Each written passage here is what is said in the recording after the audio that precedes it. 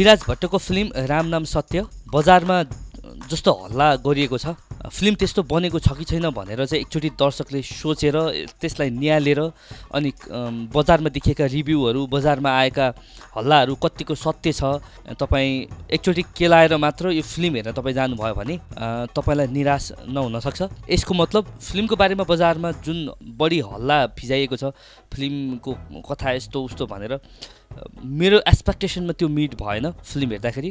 हो, विराज भट्टको die hard फ्यानलाई चाहिँ यो फिल्म अति नै मन पर्न पनि सक्छ, तर एज अ दर्शकको हिसाबमा मैले भन्नुपर्दाखेरि चाहिँ फिल्म राम नाम सत्य एउटा एभरेज फिल्मको रूपमा मैले लिइरहेको छु। एज अ दर्शकको रूपमा यसलाई हेर्नु पर्दाखेरि फिल्मको राम्रो पछिको कुरा गरौँ, फिल्मभित्र जुन किसिमको एक्सन देखाइएको छ विराज भट्टको, त्यो चाहिँ नेपाली फिल्म क्षेत्रमा एक किसिमको स्ट्यान्डर्ड लेभलको एक्सन यो फिल्ममा राखिएको छ। खर्च पनि बवाल खर्च गरिएको छ, त्यो कुरामा डाउट छैन। फिल्मको मेकिङ हेरेर थाहा हुन्छ कि फिल्ममा कुन हदसम्म खर्च गरिएको छ भनेर। प्रप्सहरूदेखि लिएर उसको प्रेजेन्टेसनहरू देख्दाखेरि, विराज भट्टको एक्सन सिनहरू हेर्दाखेरि चाहिँ फिल्ममा राम्रो खर्च भएको छ। फिल्मको बेएफएक्स एक्सनहरू, यसको बिजिएमहरू चाहिँ नेपाली फिल्मको इन्डस्ट्रीमा चाहिँ एउटा राम्रो उदाहरणको काम चाहिँ भएको छ। उदाहरण लिन सक्ने अथवा यस्तो फिल्म बन्छ भनेर भन्न सक्ने काम चाहिँ एक्सन र बिजिएमको कुराहरू र प्रेजेन्टेसनको कुरामा चाहिँ त्यो मान्नुपर्छ, मान्न सकिन्छ र मान्नुहुन्छ दर्शकहरूले भन्ने कुरा म विश्वस्त छु। यो फिल्मलाई मैले एज अ फिल्म भनेर चाहिँ ग्रहण गरिनँ, किनकि फिल्ममा हुनुपर्ने जस्तो एलिमेन्ट्सहरू यो फिल्ममा मैले कमै मात्र भेटेँ। फिल्मको स्टोरी प्लट चाहिँ खासै इम्पोर्टेन्ट छैनै भन्दा पनि हुन्छ। हो, अब घिसेपिटी स्टोरी त भइ नै हाल्छ। फिल्मको मेन उद्देश्य नै एक्सन देखाउनु हो भनेर चाहिँ फिल्मले बताएको छ, किनकि फिल्महरू एक्सनै एक्सन छ। अरू फिल्ममा प्रायः चाहिँ के हुन्छ भन्दाखेरि फिल्मको स्टोरी हुन्छ, प्लट हुन्छ, त्यो भित्र एक्सन हुन्छ नि त एउटा मोटिभमा, तर यसमा चाहिँ एक्सनभित्र चाहिँ स्टोरी बनाउन खोजिएको छ। मलाई चाहिँ त्यस्तो लाग्यो व्यक्तिगत रूपमा। होला अब विराज भट्टका फ्यानहरूलाई चाहिँ यो कुरा सुन्दा रिस उठ्छ पनि होला, एज अ मेकर यो टिमलाई रिस पनि उठ्छ होला, त्यो स्वाभाविक हो। आफ्नो दुःख गरेको चिजलाई चाहिँ बनाएको चिजलाई असले नराम्रो भन्दाखेरि मेरो उद्देश्य चाहिँ यो फिल्मले नराम्रो भन्नु थिएन, होइन र छैन। तर एज अ दर्शक भन्नुपर्दाखेरि, एज अ रिभ्युअर मैले दर्शकलाई कुरा दिनुपर्छ, जेन्युन कुरा दिनुपर्छ। फिल्मभित्र स्टोरीले मन छुने खालको ठाउँ मैले कहीँ पनि भेटेको छैन।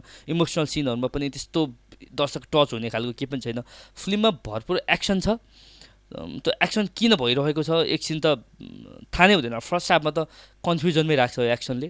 अझै फिल्मभित्र भन्नुपर्दाखेरि विराज भट्टको जुन एक्सन पोइन्टहरू छ त्यो चाहिँ एज अ फिल्मी तरिकाले प्रेजेन्ट गर्न खोजेको छ, साउथ इन्डियन फिल्मको फिल दिन खोजेको छ, अनि एकदम विभत्स सिनहरू देखाउन कोसिस गरिएको छ।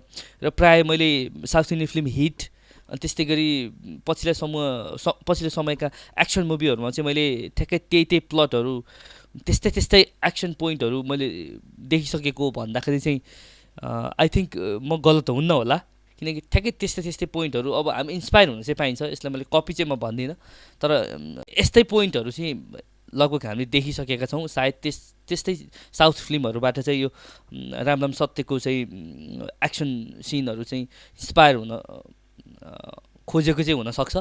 र विराज भट्टको एक्सन भन्दा चाहिँ मलाई सुशील श्रेष्ठको एक्सन चाहिँ बढी व्यवहारिक, थोरै भए तापनि व्यवहारिक मैले महसुस गरेँ। उनको एक्सन चाहिँ नेचुरलतिर बढी गएको छ सुशील श्रेष्ठको।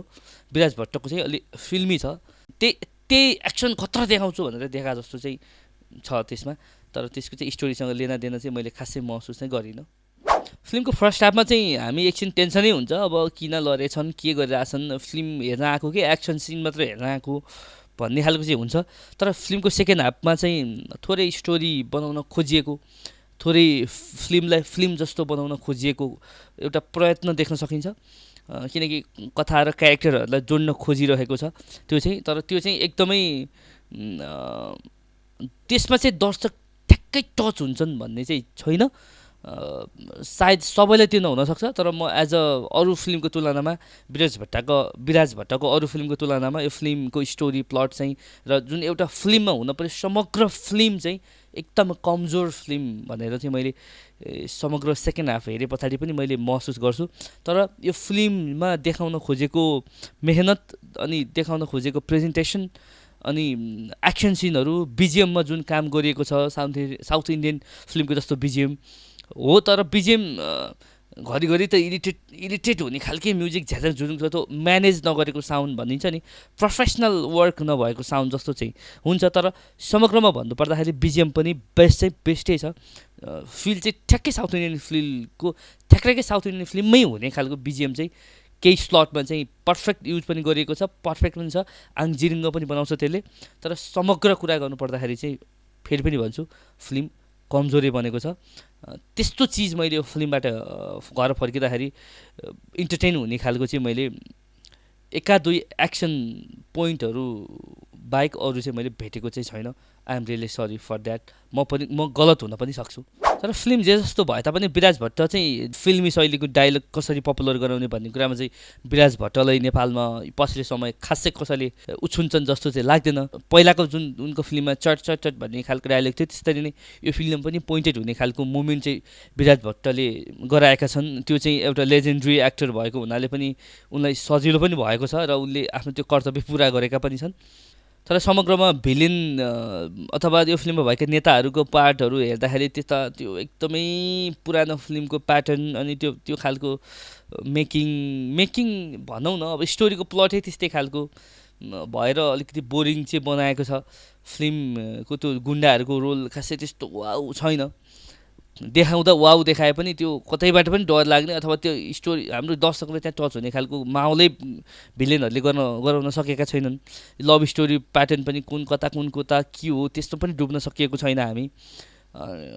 त्यही काट्ने मार्ने सिनहरू चाहिँ आइ गर्दाखेरि चाहिँ यो के गरेको होला पनि भन्ने नि हुन्छ। त्यो राम्रो पोइन्ट पनि छ, नराम्रो पोइन्ट पनि त्यही नै छ यो फिल्मको। समग्र भन्नुपर्दा डिरेक्सन वाइज पनि फिल्मलाई काटछाट गरेर जसो मिलाउन खोजिएको छ, राम्रै भन्नुपर्छ। अरू क्यामेरा वर्कदेखि लिएर अरू कुराहरू पनि चित्त बुझ्दैछ, राम्रो छ, त्यो कुरामा डाउट छैन। कलर ग्रेडिङको कुरामा चाहिँ घरिघरि त्यो जङ्गलको सिनहरूमा चाहिँ अलिकति फिका जस्तो, अलिकति कलर नमिलेको जस्तो फिल चाहिँ भयो। प्रोफेसनल वर्क जस्तो चाहिँ मैले फिल गरिनँ। सिनेमेटोग्राफी पनि ठिकठाकै छ, नट ब्याड। म्युजिकको काम मैले भनि नै हालेँ, कलाकारहरूको काम पनि राम्रो छ। विशेष गरी सुनिल थापा चाहिँ परिपक्व एउटा गौरव आउने खालको काम सुनिल थापाको एक्टिङमा देखिन्छ। सो पुष्पाको रोल पनि राम्रो छ। त्यस्तै गरी दिव्या रायमाझीको अभिनय पनि मिठो छ, फिल्ममा सफ्ट खालको छ। समग्रमा फिल्ममा अरू कुराहरू मैले खासै केही जोड्न खोजिनँ। अब तपाईँ यो फिल्म हेर्न जाँदाखेरि चाहिँ बजारमा भएको भ्रम भन्दा पनि अझ विराज भट्टको फ्यान भएर हेर्दाखेरि चाहिँ बरु चित्त बुझ्न सक्छ तपाईँलाई। सिधा भन्नुपर्दाखेरि समग्रमा मैले यति नै भन्न चाहेँ। यो फिल्ममा थप्नुपर्ने त्यस्तो कुराहरू मैले मेरो नजरमा खासै केही भेटिनँ। सो अब तपाईँ हेरेर इन्जोय चाहिँ लिन सक्नुहुनेछ, तर फिल्म हेरेर जाँदाखेरि एक्सपेक्टेसन हाई राखेर चाहिँ नजानु होला। एज अ नर्मल दर्शक भएर यो फिल्म हेर्नुभयो भने सायद चित्त बुझ्न सक्छ, फिल्म राम्रो लाग्न सक्छ भन्दै अर्को भिडियोमा फेरि पनि भेटौँला। अहिलेलाई भने छुटौँ। हस्त नमस्ते।